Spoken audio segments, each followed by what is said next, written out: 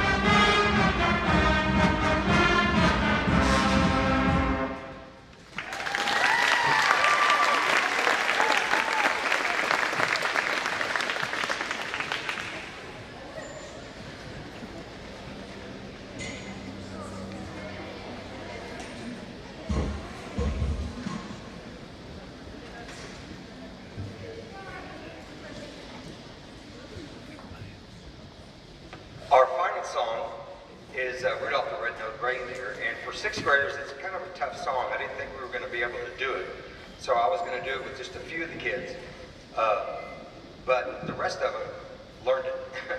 So I said, well, okay, let's do it. So we're doing Rudolph the Red-Nosed Reindeer, and it got me thinking about something that, you know, I've been a band director for 43 years, and so I've been involved in music ever since I was about 6. So I've been doing this for probably over a half century. And, you know, when educators get together and other adults get together about, boy, the kids are so different these days. And my experience has been this. Kids are not any different than they were when they were my age. What's different is our society. when in the 50s, when I was growing up, and all of you over 50 know what I'm talking about, our world was different in that we had to get up, and all of us lived on farms or ranches. We didn't live in the city. We didn't know really what city life was. We had to get up, we had to feed the animals, we had to milk, we had to get all the tractors, in my circumstance, the trucks ready for working that day. And I had to do it as a little kid. So what that taught us, without even somebody being aware of it, is not to be lazy. And if I could put, you know, you've read all this stuff of 7 habits of successful people and this and that, and there's a lot of things we can't control. We're not going to control the mistakes kids make or the bad choices, because I promise you, everybody here over 50 has had mistakes in their lives and bad decisions that would pale everything today. I know that. We could have a testimony here of 2 weeks and people would say, man, what happened? What were those guys thinking? But if I had to pinpoint one thing, it would be, don't enable your children to be lazy. Because no matter what their education, whether they go to college, whether they don't, laziness is a habit. And if you make that habit not being lazy, no matter what their choices are, they're going to recover from it. Isn't that right? That's the big thing. And the kids will tell me, I don't, they say, oh, he's mean. He doesn't. No, it's not that I'm mean. I don't want them to be lazy. Because I know that when they're 30 years old, that's what's going to make their life. Not being lazy. And these kids right here are not lazy.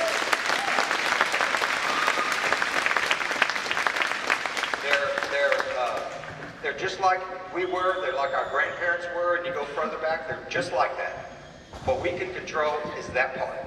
Well, I hope you enjoy our concert today. We've got a lot of music for you. Our final song is Rudolph the Red-Nosed Reindeer, and then we'll have our 7th grade. They'll come up here and play some songs for you.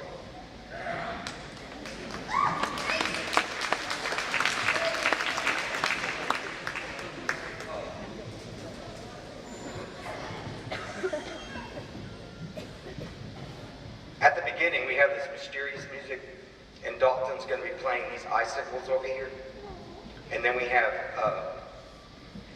Jay and Alex on trombone and trumpet at the very beginning. She doesn't like to be called Alexa. She likes to be called Alex. Excuse me.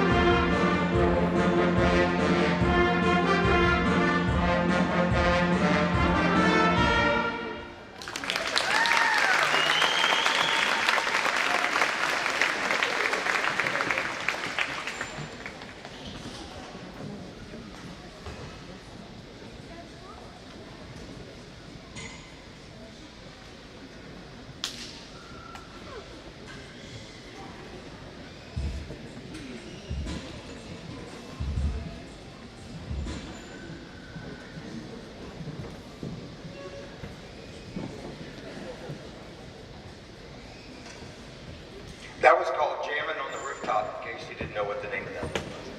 This next one's a little bit different song. It's from Sound of Music, and it's actually a pretty tough play for 7th graders. It's called Edelweiss, and I used to think it was an Austrian national anthem because that's what they said in the musical, but it's not.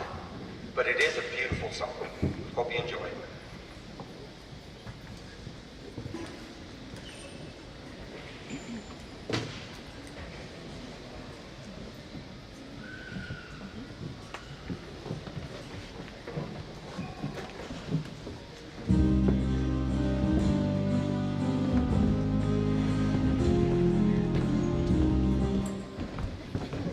That was my fault.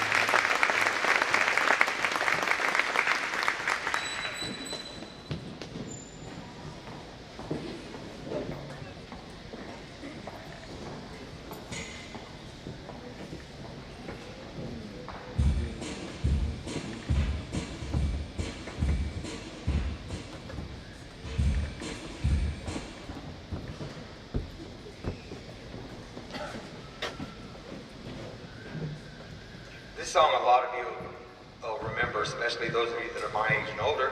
It's Baby It's Cold Outside. It's another difficult song. And I changed the trombone part a little bit, so it's more of a jazz, Dixieland, New Orleans, tailgating kind of thing. So we played a little bit different than it's written. And Ms. Stopper will be directing it. By the way, she helps me with the 6th graders and the 7th graders.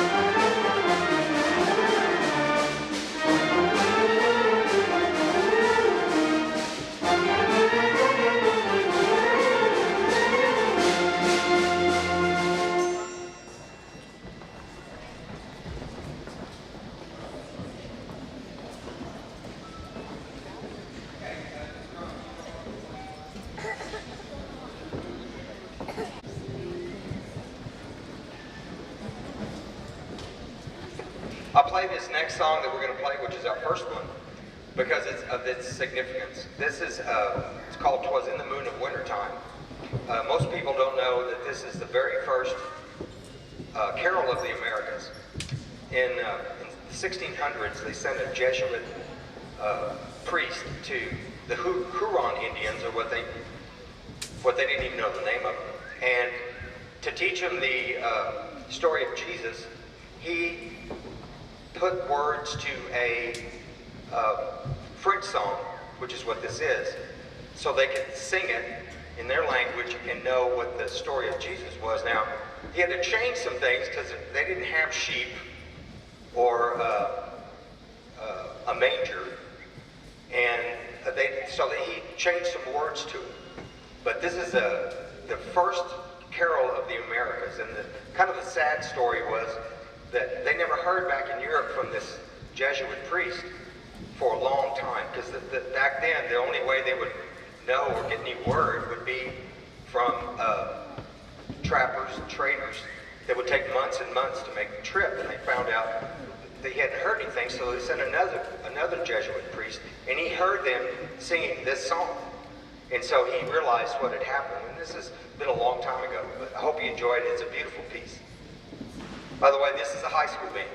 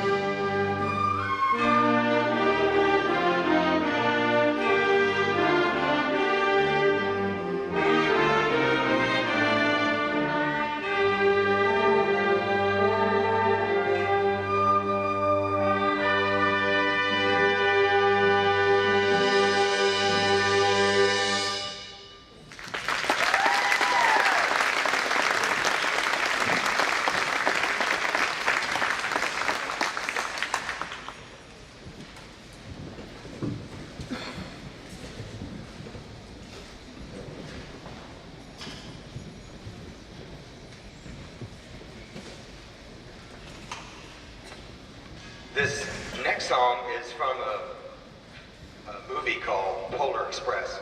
I call it the Bipolar Express.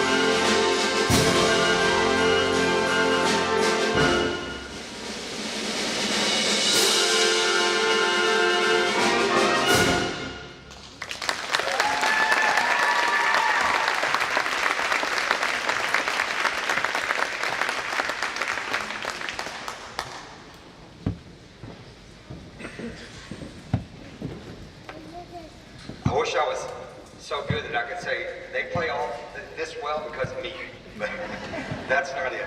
I have some great help throughout the year. I've got, you see Miss Nowlin over here.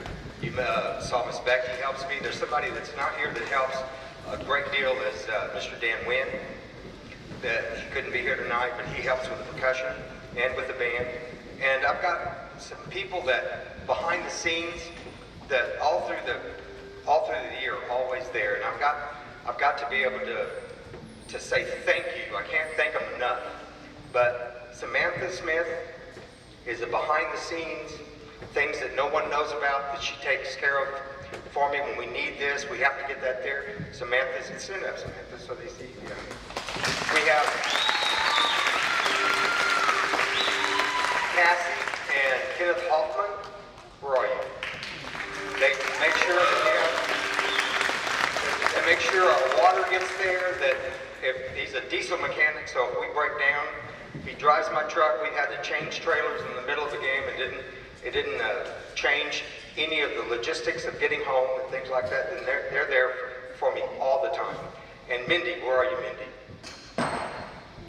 All right, where is Mindy? I can't see her because I have the wrong glasses on. Mindy, you have to come down.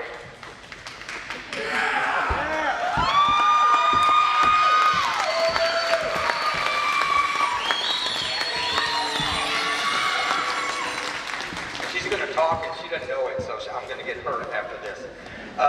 Her mother, where's Cindy? Cindy made it tonight. She makes sure the uniforms get on, and Liz too. Where are you, Liz? Liz, stand up. Yeah, she's waiting. She's not going to stand up. I would like for Mindy to, before I turn it over to Mindy, our superintendent, our principals, would you all please stand up? Board members, if you're here, these are the people that make this work. The principals don't want to stand up because they're afraid you're going to attack them afterwards or something. Anyway, Mindy.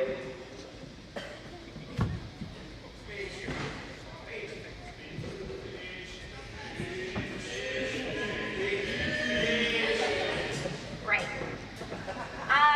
All the behind the scenes people, if I forget your name, if I forget to mention you, we appreciate all of you. Hope I don't cry. Some of these brats behind me have been very helpful throughout the years. Kyle Hurd, he's been a brat since the beginning. I love that child to death. Gabriel Molina, love you, baby. Chelsea, all the seniors. Anyway, the main helpers in the concession stand. Liz Molina, of course, or Liz Sosi, excuse me.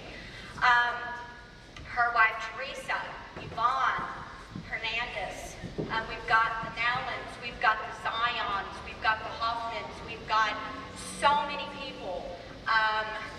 The Bullards. So many people, I can't thank you enough. If you've helped out once in the concession stand, you were a blessing. Others, if you've helped out more than once, you're a blessing. I had a couple of football players this year help me out, and I couldn't have done it without them. We've got Ivy. Couldn't have done it without you, child. And of course, Mr. Martinez. He puts up with all of our kids, no matter what. Thank you to him, most of all.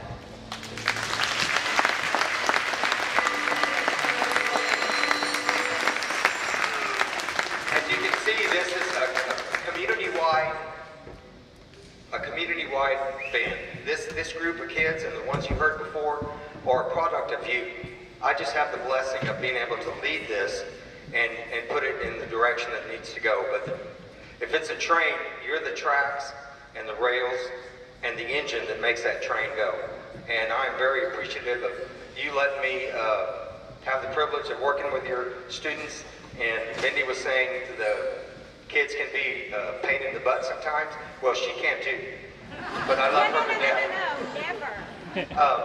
We did a fundraiser that actually was Mindy's idea that made us a tremendous amount of money in these calendars.